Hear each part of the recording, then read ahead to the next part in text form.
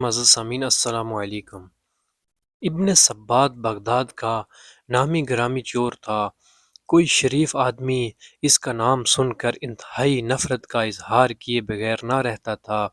وہ اپنا پیشہ میں ایسا ماہر تھا کہ 20 چوریاں کرنے کے باوجود قانون کی گرفت میں نہیں آیا تھا، لیکن آخر کب تک ایک دن حکام نے اسے گرفتار کر ہی لیا۔ قانون وقت کے مطابق اس کا ایک ہاتھ کاٹ ڈالا گیا اور پھر اس کو ایک ناقابل اصلاح مجرم قرار دے کر مدت العمر کے لیے قید خانہ میں بھیج دیا گیا۔ اہل بغداد اب اس کا ذکر ہاتھ کٹے شیطان یا ایک ہاتھ کے شیطان کے نام سے کیا کرتے تھے۔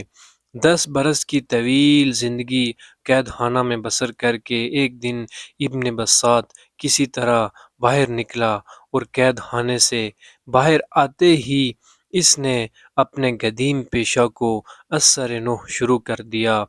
اس نے ایک ہاتھ کے ساتھ زندگی گزارنے کے باوجود، قید و بند کی طویل زندگی گزارنے کے بعد بھی اس کا مزاج پر ذرہ برابر بھی کوئی فرق نہ پڑا اور آزادی کی فضا میں سانس لیتے ہی چوری کی خواہش نے اسے بےتاب کر دیا اور رات کا اندھیرا پھیلتے ہی وہ اپنی مہم کی طرف چل پڑا۔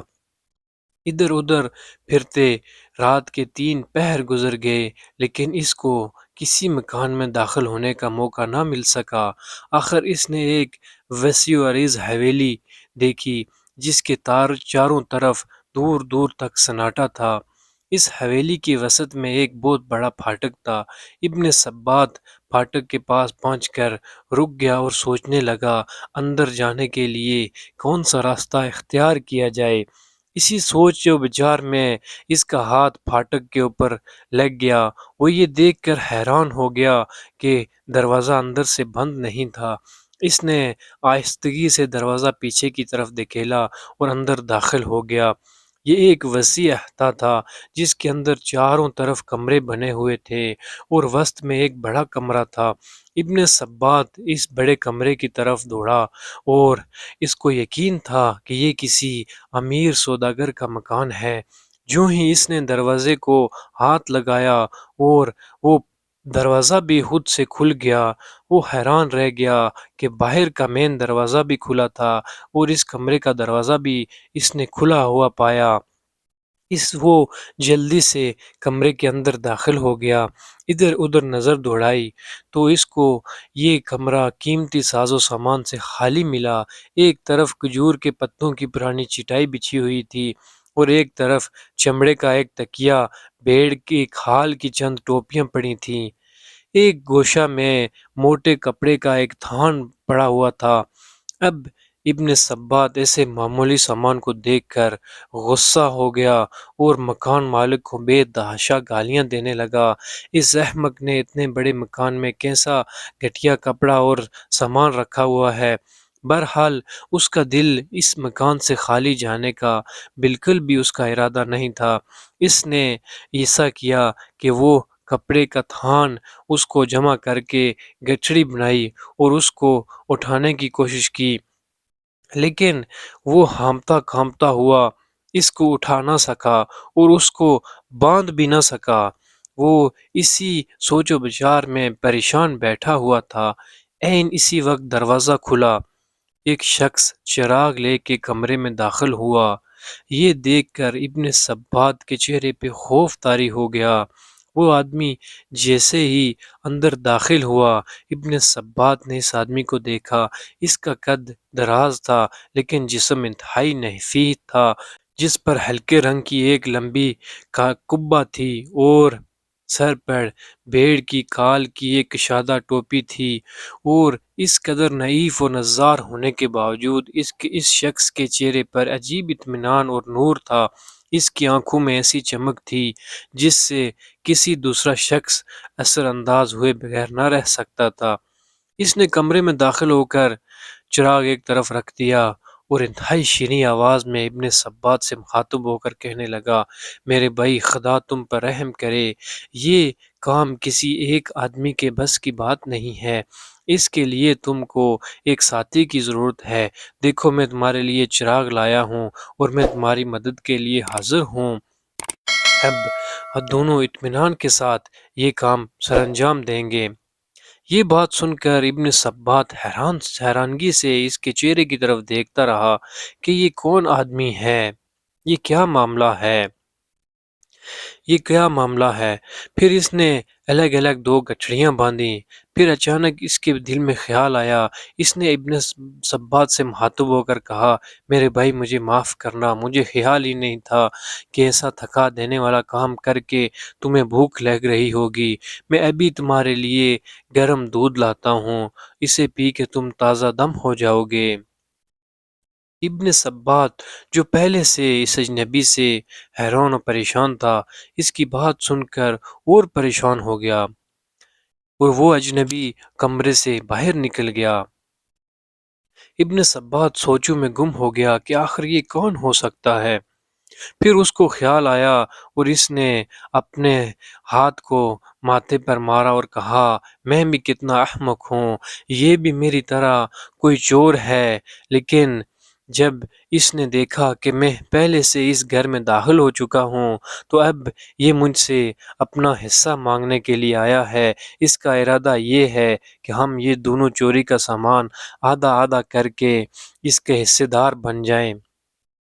ابن سبات یہی سوچ میں پڑا ہوا تھا کہ وہ اجنبی پھر کمرے میں داخل ہوا۔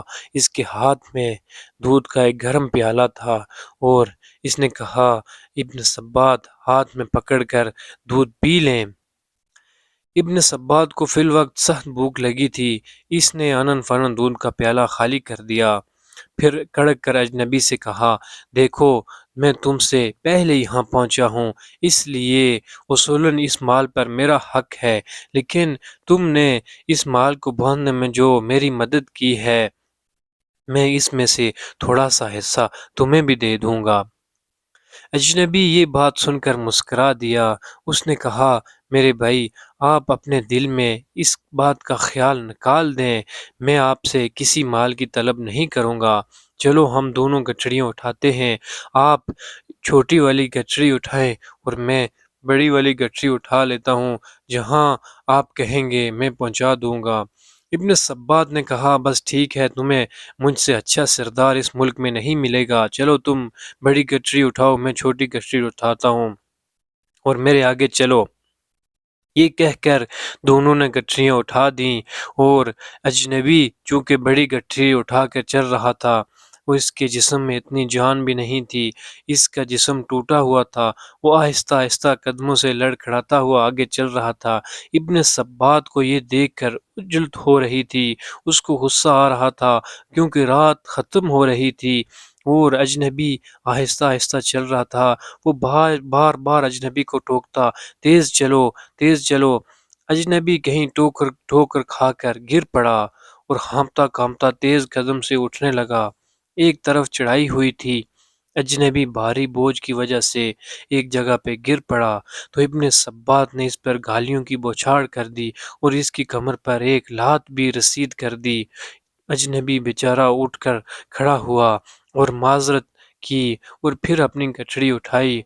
دونوں چلتے چلتے شہر سے باہر دور ویرانے میں جا پہنچے، ایک کھنڈر میں جا پہنچے جہاں پر ابن سبات کی رہائش تھی، اس کی رہائش گاہ تھی۔ وہ اپنی گٹھڑی باہر رکھ کر کھنڈر کی دیوار سے کود کر اندر داخل ہو گیا اور اندر سے ہو کے اجنبی کو کہا کہ دونوں گٹھڑیاں مجھے اندر پکڑاؤ۔ اجنبی شخص نے دونوں گٹھڑیاں اندر کر دیں تو ابن سبات نے اس کی طرف دیکھا کہ اجنبی کا چہرہ بالکل مطمئن تھا اور اس کے چہرے سے نور ٹپک رہا تھا۔ یکا یک اس اجنبی نے کہا، اے میرے بھائی، یہ مال تمہیں مبارک ہو، میں اس مکان کا مالک ہوں اور میں یہ مال تم کو خوشی سے بخشتا ہوں۔ افسوس میں تمہاری مدد نہیں کر سکا اور تمہارے لیے پریشانی کا باعث بنا رہا۔ یہ سب میرا ہی مال ہے اور یہ مکان میرا ہی تھا جس میں سے تم نے چوری کی ہے۔ میں سب مال تم کو بخش دیتا ہوں اور اب تم سے رخصت ہوتا ہوں، اللہ حافظ۔ اجنبی یہ کہہ کر تیزی سے شہر کی طرف روانہ ہو گیا، لیکن ان کے یہ الفاظ خنجر بن کر ابن سبات کے سینے میں پیوست ہو گئے۔ سیاہ قادوں کے اس پتلے دل دماغ کو اجنبی کی ان باتوں نے جھنجھوڑ کر رکھ دیا۔ وہ حیران ہو گیا کہ دنیا میں ایسے بھی کوئی شخص ہو سکتا ہے۔ میں نے اس کے ساتھ کیا سلوک کیا اور اس نے میرے ساتھ کیا سلوک کیا؟ یہ سوچ کر ابن سبات کا دماغ معاف ہو گیا، اس کا ضمیر بیدار ہو گیا اور بے چین ہو گیا، اور وہ اجنبی کی تلاش میں نکل کھڑا ہوا۔ اب اس کے دل میں کوئی خوف نہیں تھا، یہی آرزو تھی کہ اس اجنبی کے پاؤں میں سر رکھ کر معافی مانگ لوں۔ اب وہ واپس اجنبی کی مکان کی طرف دوڑا دوڑا ہوا آ رہا تھا۔ اب اس کو مکان ڈھونڈنے میں بھی کوئی تکلیف نہیں ہو رہی تھی، سیدھا مکان کی چوکھٹ پہ پہنچ گیا اور وہاں پر کھڑے ایک شخص سے پوچھا، یہ کس تاجر کا مکان ہے؟ اس شخص نے حیرت سے کہا، میاں تم یہاں پر مسافر معلوم ہوتے ہو، تمہیں پتہ نہیں یہ کسی تاجر کا گھر نہیں، یہ شیخ جنید بغدادی کی رہائش گاہ ہے۔ ابن سبات نے یہ نام سن رکھا تھا، لیکن شیخ کی صورت سے واقف نہیں تھا۔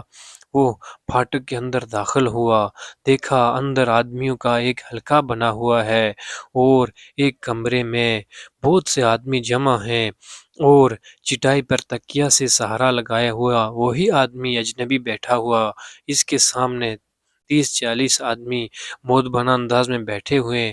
ابن سبات ٹھٹک کر وہیں ہی کھڑا ہو گیا۔ اتنے میں مسجد سے اذان کی آواز آئی تو لوگ سب اٹھ کھڑے ہوئے۔ جب سب لوگ چلے گئے تو شیخ بھی اٹھے۔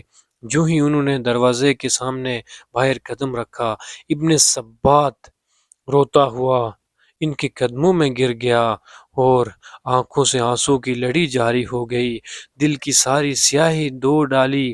شیخ نے نہایت ہی محترم اور محبت و شفقت کے انداز سے اس کو زمین سے اٹھایا اور گلے سے لگایا۔ ابن سبات کے دل کی دنیا بدل چکی تھی، دوسروں نے جو راہ برسوں میں نہیں دیکھی تھی، ابن سبات نے چند لمحوں میں وہ راہ طے کر لی تھی۔ وہ شیخ کے حلقے میں داخل ہو گیا اور اس کے فیض، شیخ کے فیض سے یہ ہاتھ کٹا شیطان اب شیخ امام احمد بن سبات بن گیا اور اہل اللہ میں شمار ہو گیا۔ جس شخص کو 40 سال تک دنیا کی ہولناک سزائیں نہ بدل سکیں، اس کو ایک مرد خدا کے حسن اخلاق اور قربانی نے چند ساعتوں میں خاصان خدا میں شامل کر دیا۔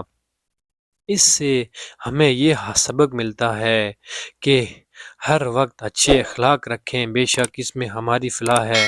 دعا ہے اللہ تعالی ہم سب کو عمل کرنے کی توفیق عطا فرمائے، آمین۔